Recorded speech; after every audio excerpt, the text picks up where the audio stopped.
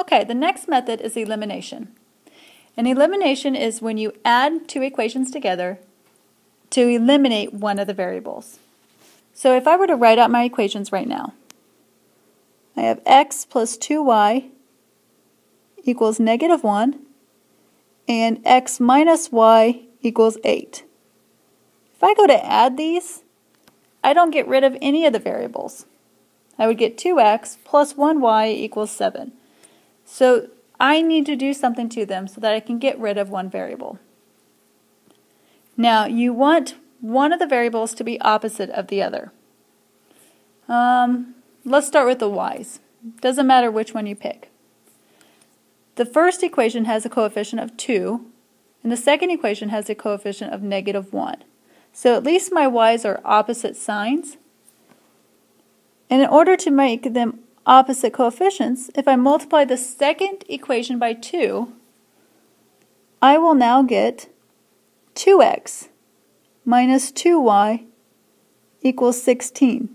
Everything is multiplied by 2. And now I can leave my first equation alone. If I go ahead and I add these two equations together, I get 1x plus 2x, which is 3x. Notice then that your y's, 2y plus -2y, is 0y. The y's have now been eliminated because we made them opposite coefficients. Then I have -1 plus 16, so I get 15. Alright, I'm going to divide by 3.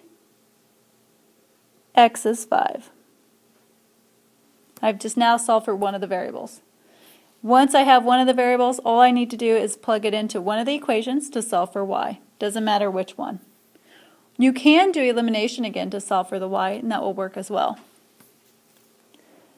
Alright, so I'm going to plug 5 into the second equation right here. So we have x, scratch that. We have x minus y equals 8. And now I'm going to put 5 minus y equals 8 because x is really 5. Subtract 5 over.